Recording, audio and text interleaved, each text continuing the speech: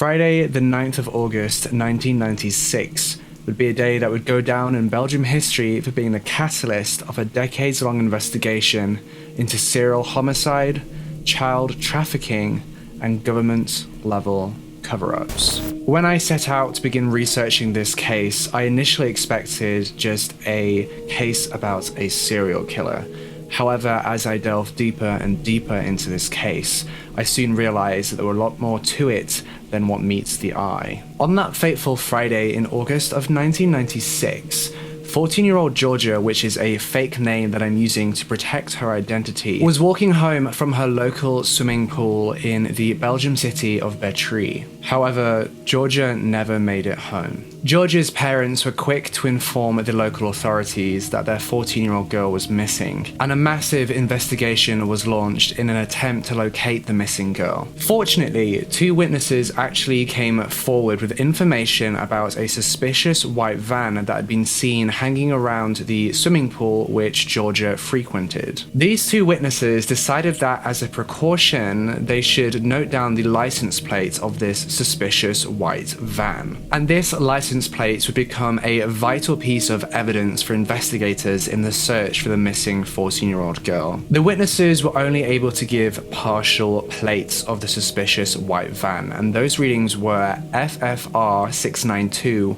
or FFR 697. But despite only partial plates being given to the authorities, the investigating officers were able to use this information along with the description of the vehicle to trace the suspicious van back to its owner, and its owner was a man called Marc Dutroux. On the 13th of August 1996, Belgian police paid a visit to Marc Dutroux at his home, and when they got there, they were greeted by Marc Dutroux and his wife Michelle Martin, who had actually been a former teacher, along with a third person, another man. And this third man was called Michael Lelivre. The three of them were immediately brought to a local police station to undergo intensive interrogation and questioning on potential kidnapping charges which all three of them initially denied. The police actually searched Marc Dutroux's house, however, and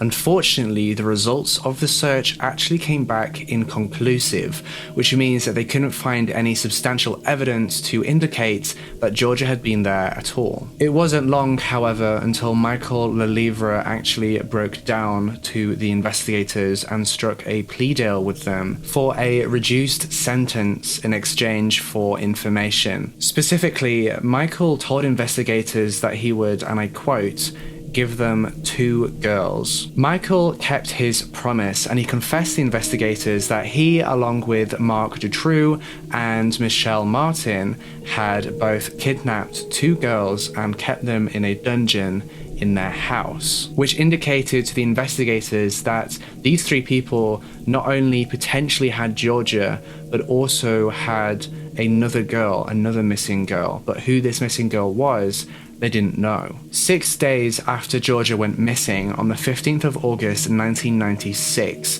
the police went back to Marc Dutroux's house and uncovered a dungeon that was concealed behind a bookshelf.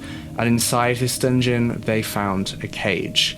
And inside this cage were 2 girls. They found the missing 14-year-old girl, Georgia, alive, along with a 12-year-old girl who we'll call Frances for this video to protect her identity. As it turns out, Frances had actually gone missing 80 days prior. The subsequent investigation into what exactly happened to these girls would tell a story of homicide, human trafficking, child prostitution rings, and government-level cover-ups.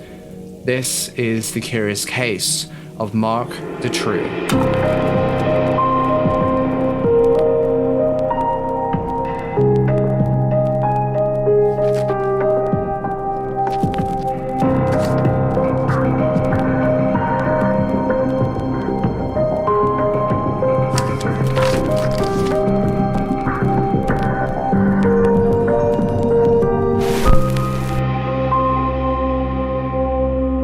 Hi YouTube, it's Joshua Miles and welcome back to my channel. If you've been watching my channel for a while, you'll have noticed that recently I've been changing up the format of my videos a little bit to allow the case story to flow a little better. So I hope you're enjoying this new format. I'm still experimenting with it a little bit, so it might change a little bit here and there, but I'm quite happy with how it is at the moment.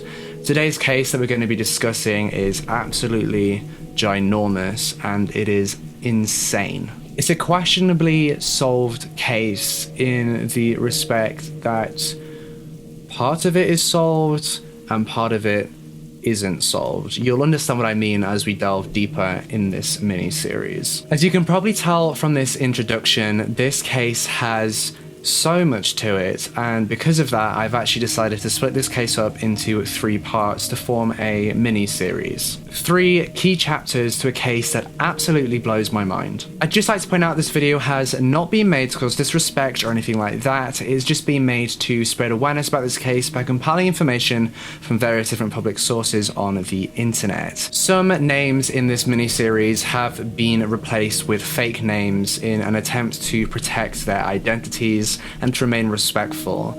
I will mention when I'm using false names in this case just for clarity. The theories discussed in this mini-series are just theories. They are not fact.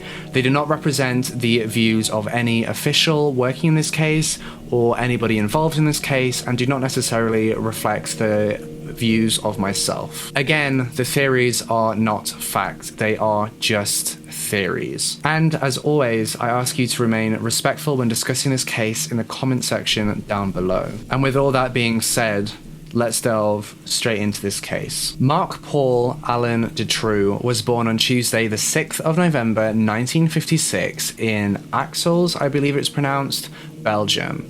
He was actually the firstborn child to his parents, who would ultimately have 5 children together. Both of Marc Dutroux's parents were actually teachers, and the young family of 3 moved to Belgian Congo so the parents could teach and have better opportunities. However, when Marc Dutroux was just 4 years old, the entire family had to uproot their lives and move back to Belgium, and this was due to the Congo Crisis. According to Wikipedia, the Congo Crisis was a period of political upheaval and conflicts in the Republic of Congo between the years of 1960 and 1965.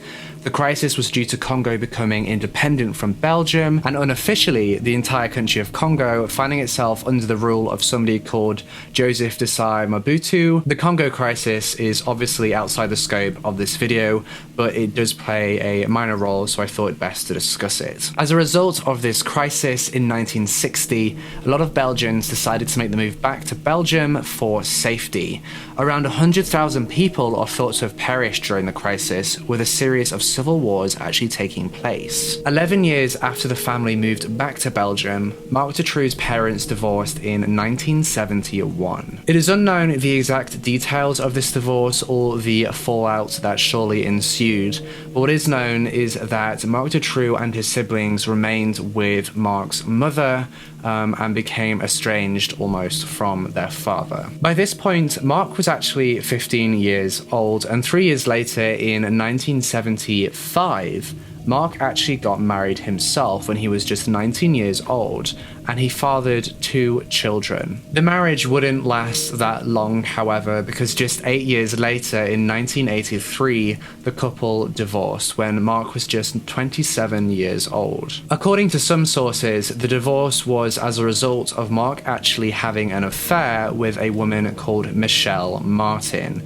I'm sure you recognize the name from the beginning of this video. After the divorce, Michelle and Marc continued to date and see one another, and they actually ended up having 3 children together. The couple enabled one another, and they could be described as purely evil. In February of 1986, Marc and Michelle were actually arrested, and this was because they had kidnapped and raped 5 young girls. Bear in mind that Marc and Michelle together had 3 children, and Marc had a further 2 children from a previous marriage, meaning he had 5 kids in total. I believe all the children were taken away from Marc and Michelle as a result of this charge, rightfully so, and the children aren't mentioned again at any point further on in this case. Marc was sentenced in April of 1989, which was actually 3 years after he had been arrested, to only 13 and a half years in prison. 13 and a half years for abducting and raping 5 young girls.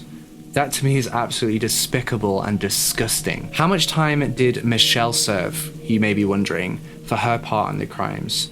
Michelle served just 5 years. This wasn't Marc's first run-in with the law, however, because Marc actually had an extensive criminal history that included convictions for muggings, substance dealing, car theft, and even involvement in the trade of those stolen cars to Czechoslovakia and Hungary. That same year in 1989, when both Marc and Michelle were sentenced, they actually got married while they were still in prison. What I'm about to say next is going to anger a lot of people out there, and it angers me so much. Just 3 years into Marc's 13 and a half year sentence, he was released on parole. And he was released on parole, and I'm going to look straight at my script for this so I get this name right, by Justice Minister Melchior Wathelet. And this was a judge that had actually released quite a few sexual abusers and rapists early on parole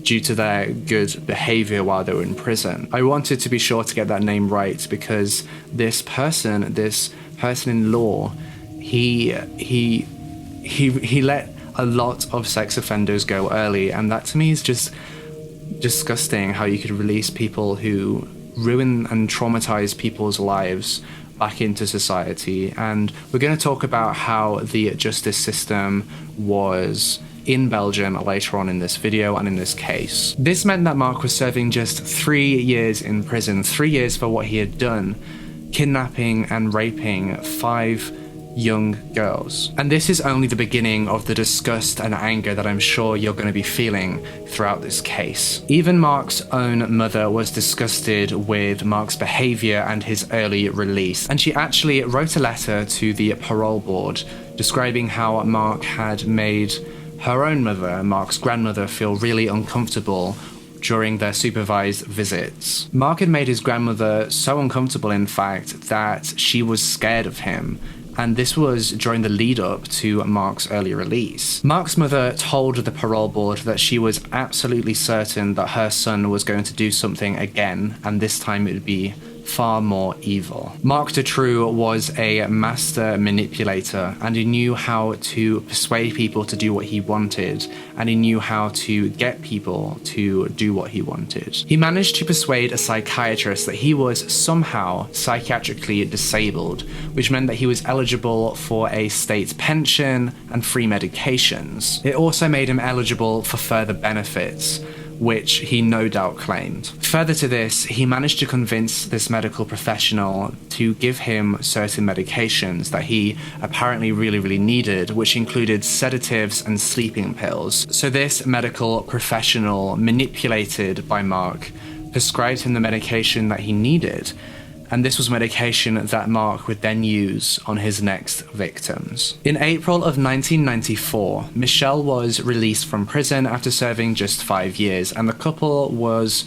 reunited. It is unknown what exactly Marc did during the time where he was released and the time where Michelle was released, but we can only presume that he just continued and advanced his criminal career, and he did a lot more shady and disgusting and illegal things. According to some sources, shortly after Marc's release, a number of young girls actually went missing from the neighborhoods in which Marc owned properties. Marc actually owned 7 properties, 7 different houses, which to me is absolutely insane because he was not rich, and his only official income was this pension and his benefits from the government, which I'm sure you're aware isn't enough to be buying 7 houses. Where Marc got this money to buy these houses is something we'll discuss later on in this case as well. As I'm sure you can tell, this case is absolutely huge, but don't worry, it'll start to make more sense soon. In one of these houses, Marc, who was actually a trained but unemployed electrician, built a dungeon. And he built this dungeon in the basement of one of these houses, and this dungeon was concealed. It was hidden behind a bookshelf. And this bookshelf was a massive concrete door that swung outwards and upwards to let you into the dungeon. You couldn't tell from the outside that it was a door into this dungeon. And on all accounts, this dungeon itself was soundproofed, and the thick concrete that was used in the doors further aid in preventing sound from escaping. In 1993, the year before Michelle was released from prison, the police actually received a tip-off that suggested that Marc had offered the anonymous tipper between the equivalent of $3,000 to $5,000 US to kidnap young girls. However, the police actually ignored this tip-off and didn't follow it up at all, which is insane. Then in 1995, the year after Michelle was released, Marc's own mother wrote to the local police force, and she told them that she knew for a fact and had evidence that Marc was holding a hostage, a young girl, in his basement. Let me reiterate, Marc's own mother informed the police that her son was holding hostage young girls in his house. But just like with the anonymous tipper, the police ignored this. They didn't write her back, they didn't follow it up, they did nothing about it. That same year, the anonymous tipper that had informed the police about being offered that money actually contacted the police again and tipped them off with the fact that he knew that Marc Dutroux had built a concealed dungeon in his basement solely for the purposes of trafficking children, young girls, into prostitution. Like I said, both this letter from Marc's mother and this second tip from the anonymous tipper, they were both ignored and it wasn't following up. And these vital clues as to why so many young girls were disappearing in the area or in these neighborhoods were just thrown aside and thrown away. If these tip-offs had been taken seriously and followed up, had the police not been so negligent, many victims in this case would still be alive today. Of course, you could argue that the Belgian police were simply understaffed or overworked or had too many cases on their hands. But really, when you get a tip-off, multiple witnesses tip off about a person who had previously been convicted of rape and kidnap of young girls, and you have cases of missing girls going missing in neighborhoods where this man owns property, that isn't something you just ignore. You know what I mean? Like, you can't just ignore that. But the Belgian police in this instance did ignore these tip-offs and this letter, and the effects of ignoring this evidence would be detrimental. On Saturday, the 24th of June 1995, Marc struck again. Julie Lejeune and Melissa Russo, sorry if I pronounced those incorrectly, had been the best of friends since they started school and often would hang out after school at the local park. Both Julie and Melissa were barely 8 years old when they decided to go for a walk in the Belgian municipality of Grace Hollange. It was on this walk that those two girls would be kidnapped by Marc Dutroux and taken to his house in Marcinelle. It was in this house that Marc had built the concealed dungeon, and it was inside this dungeon that Marc held Julie and Melissa. As always, I won't be discussing the particulars of the abuse and pain that both Julie and Melissa suffered while they were being held in this dungeon. The pain that these young girls endured at the hands of this monster are unspeakable and unthinkable. They were unfortunately subjected to horrendous acts. Now, Marc wouldn't just carry out these acts, he would also be sure to film them. He filmed everything that he or anybody else did to these young girls. Almost 2 months later, on the 23rd of August 1995, Marc struck yet again. But this time, he didn't strike alone. Marc enlisted the help of a man called Michael Lelivre, and together they both travelled to Ostend, which is a coastal city located in the province of West Flanders, Belgium. Anne Marshall and F.G. Lambrix were teenage girls that had been on a night out in Blankenberg, a nearby town, and were headed back to their holiday home in Ostend. The two girls were from Hasselt and had travelled to Ostend on holiday with their family. However, On their way back to their holiday home, tragedy struck the teenage girls as they crossed paths with Marc Dutroux and his accomplice. Marc and Michael kidnapped the two young girls and brought them back to Marc's house in Marcinelle. However, because Julie and Melissa were already chained up in the dungeon and the dungeon was occupied, they decided to chain up these two new teenage girls in the bedroom. Interestingly to note, Marc had actually been put under surveillance by the local police force, and he was under camera surveillance the night he kidnapped Anne and FG, but crazily the police had only programmed the camera to operate between 8 AM and 6 PM, which is insane to me because statistically most crimes occur at night. These two girls, Anne and FG, unfortunately suffered at the hands of the same abuse as Julie and Melissa.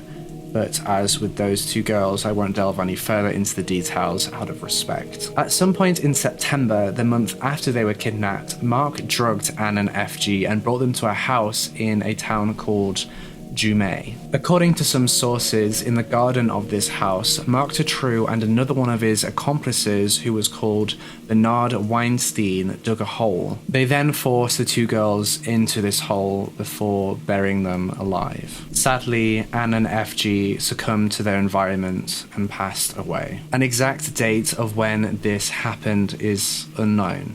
We just know that it happened at some point in September. Why it happened is also largely unknown, but we'll delve deeper into the theories around why it happened later on in this mini-series.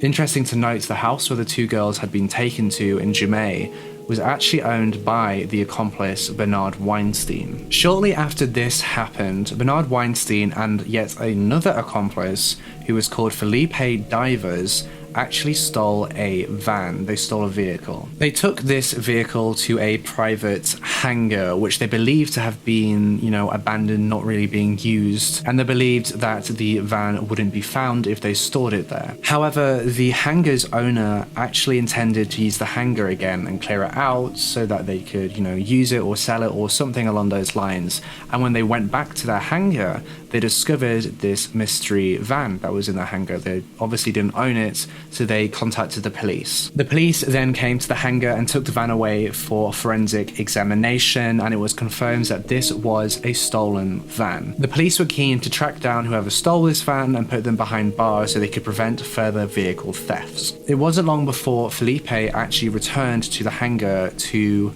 retrieve the van and take it back to wherever they were doing, take it back to one of Marc's houses. However, when Felipe got there, he saw that the van had vanished and that there was crime scene tape about, so he returned back to Marc and told him what had happened.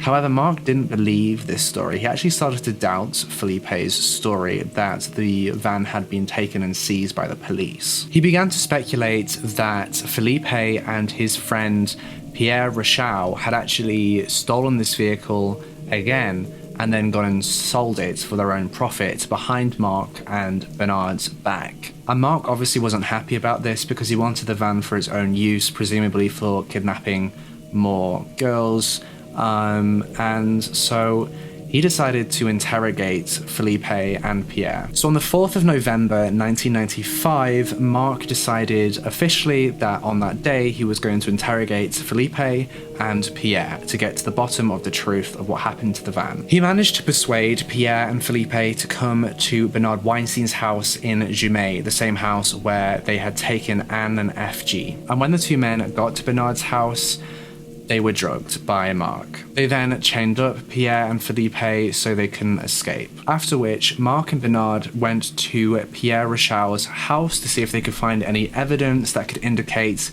that they had sold the vehicle or anything like that. Anything that could lead them to locate the van or to confirm their suspicions that they had sold it and betrayed them. However, when Marc and Bernard got to Pierre Rochau's house, they actually found and were met by Pierre's girlfriend. And Pierre's girlfriend was called, I believe it's pronounced Benedicte Jadot, and she lived in the house with Pierre. Marc decided that he would also interrogate Benedicte to see what she knows. thinking perhaps she might be the weak link that could give in and tell them and confess what had happened to the van. The two men convinced Benedicte that her boyfriend Pierre had fallen very, very ill and sick back at Bernard Weinstein's house. So understandably, Benedicte, concerned for her boyfriend, went with them to the house. When they got there, they locked Benedicte in one of the rooms of the house. Now, Marc and Bernard tried to then drug Benedicte by giving her a Rohypnol tablet. However, Benedicte was actually able to fake taking the pill before hiding it and then fake, passing out and falling unconscious. Rohypnol is more commonly known as the date rape drug and is a tranquilizer that is 10 times more potent than Valium. The drug renders its user incapable of resisting, which is why it's so commonly used to commit sexual assaults. It effectively paralyzes the user. According to drugfreeworld.org, a person can be so incapacitated, made unable to act, that they collapse. They lie on the floor, eyes open, able to observe events, but completely unable to move. Afterwards, memory is impaired, and they cannot recall any of what has happened. The drug starts working as quickly as 20 minutes after it's administered and can last from anywhere between 2 hours to 12 hours. According to creditdonkey.com, which sources numerous official US government reports, university data, and other reputable sources, just over 18% of women in the United States experience the use of date rape drugs at some point in their lives, with only 1.4% of men experiencing date rape. Only 42% of the victims of date rape end up reporting it to the police. Scarily, for every 1,000 reported cases of date rape, only 6 of those cases will actually lead to a conviction, which means that more than 99% of rapists in reported date rape cases are left to walk free. They can walk free and are unprosecuted, left to rape again. Shockingly, 25% of reported date rape cases are committed by someone very close to the victim, such as a boyfriend or an ex,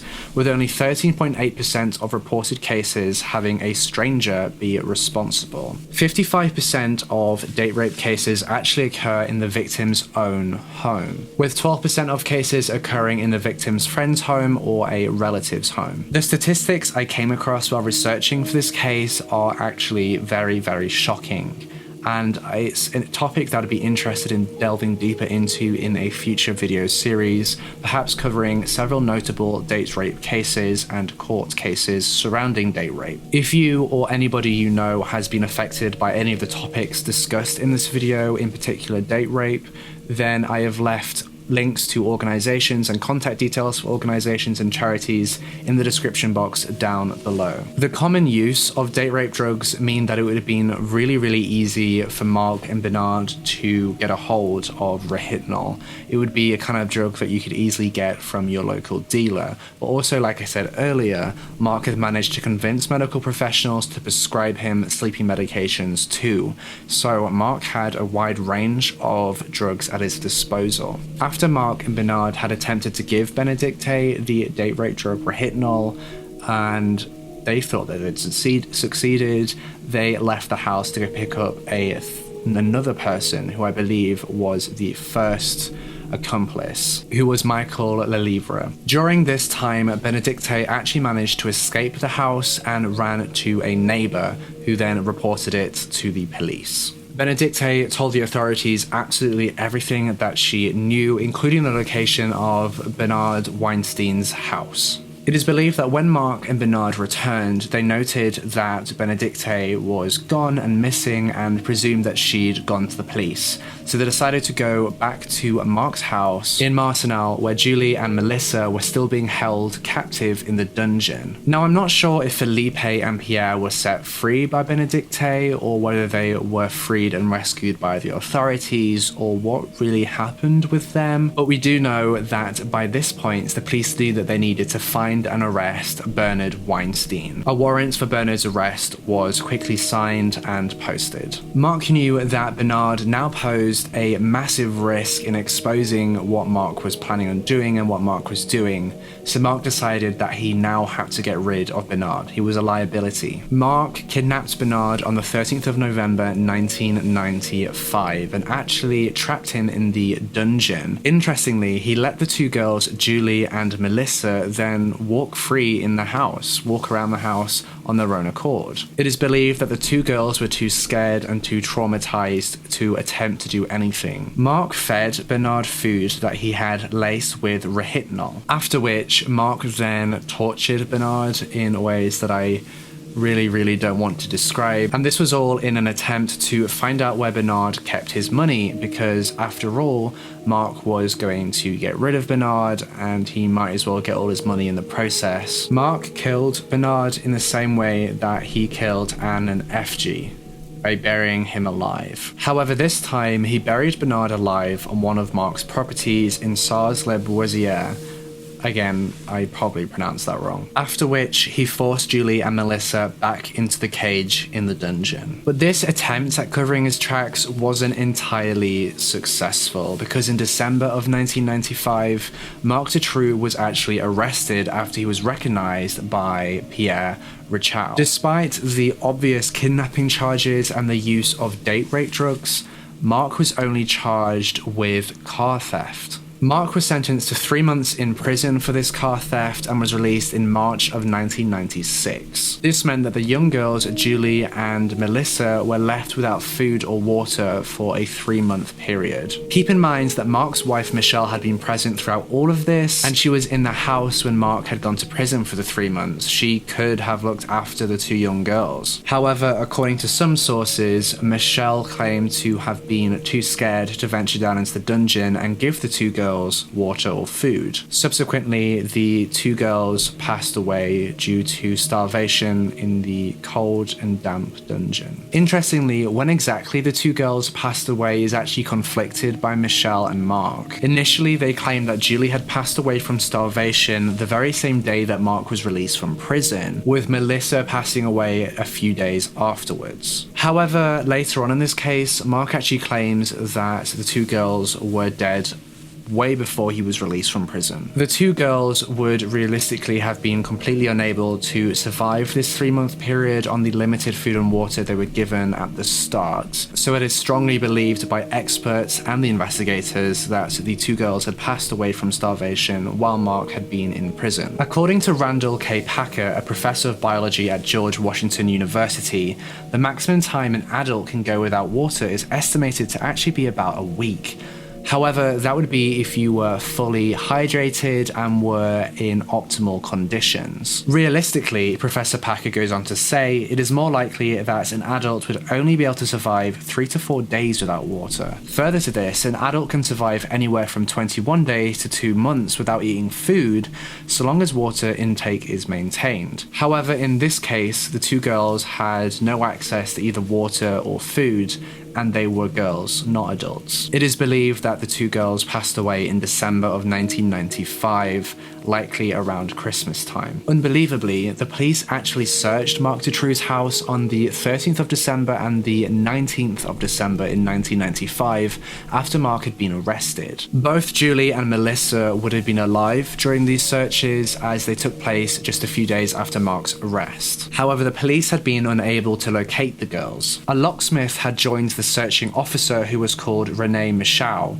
so that they could get into the house, and this locksmith told the officer Rene Michel that he had heard children's voices while they were searching the basement, and these voices were coming from inside the house. However, Rene Michel claimed that and decided that these children's voices had simply come from outside and not inside the house, despite the obvious screams that they had heard, and despite the fact that they knew that Marc Dutroux had a history of kidnapping girls, and they had been tipped off that he had a dungeon in his house, and all this vital evidence. They just decided, no, Clearly it was just screams from outside. Further to this, the police had actually collected videotapes during these two searches, and on these videotapes it showed Marc Dutroux constructing and building this basement. It showed the police where the location of the dungeon was. However, the police never actually watched these confiscated videotapes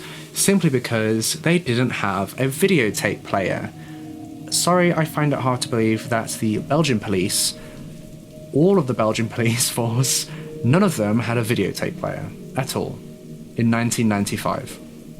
After Marc was released from prison in March of 1995, Marc buried the remains of Julie and Melissa in the same garden at the same house that he had buried Bernard Weinstein. However, with Marc's last two girls gone, it meant that he needed to find more girls to take their place. And that's what he did in May of 1996, when Marc and his first accomplice, Michael Lelivre, kidnapped the young girls Frances and Georgia, those both being fake names used to protect their identities. Let's go back and talk about what happened to Georgia and Frances, and talk about the lead up to a pinnacle discovery in this case. On Tuesday, the 28th of May 1996, a 12-year-old girl who we've called Frances, in this case to protect her identity, set off from home on her bicycle to make the short journey to her school. However, Frances never made it to school. Marc Dutroux and Michael Lelivre overpowered and kidnapped Frances. But don't believe that Frances didn't put up a fight. Despite her being just 12 years old, Frances fought back. Sadly, it wasn't enough to avoid being taken, and Frances was taken to Marc's house in Marcinelle, where she was thrown into the dungeon. The entire journey, she pounded Marc and Michael with questions and demands. Marc told Frances that if her parents didn't pay the ransom for her,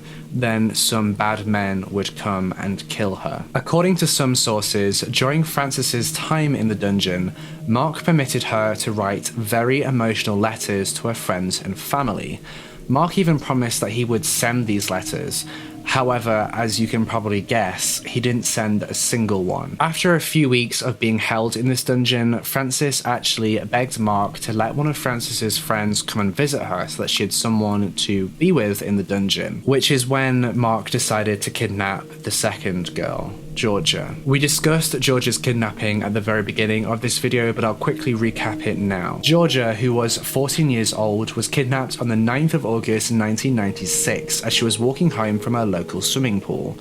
A massive investigation was launched by the authorities in an attempt to locate the missing girl. Two witnesses had actually come forward with partial plates of a suspicious white van that had been seen around the swimming pool that Georgia frequented. Using these plates, the police were able to trace the suspicious van back to Marc Dutroux. On the 13th of August 1996, the police decided to drop by Marc Dutroux's house and pay him a visit, and when they did that, they were met by Marc Dutroux, Michelle Martin, who was Marc's wife, and the accomplice, Michael Lelivre. All three of them were actually taken to the police station to undergo interrogation under kidnapping charges, which were charges that all three of them initially denied.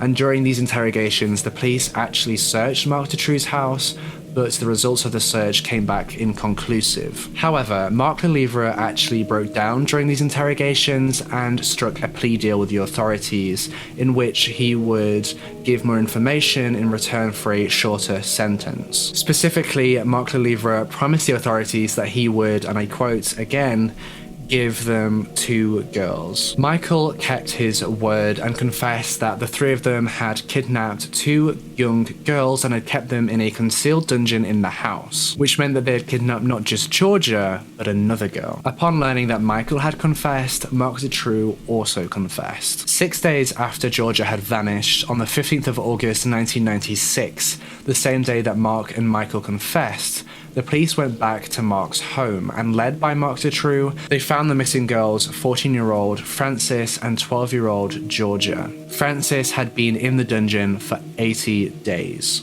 2 days later, on the 17th of August 1996, Marc Dutroux took the police to his property in Sars-la-Bouzière and pointed out the spots where he had buried Julie, Melissa, and Bernard Weinstein. The police were successfully able to exhume the remains, and Julie's and Melissa's remains were positively ID'd to be theirs, and the remains of Bernard Weinstein was also positively ID'd to be his.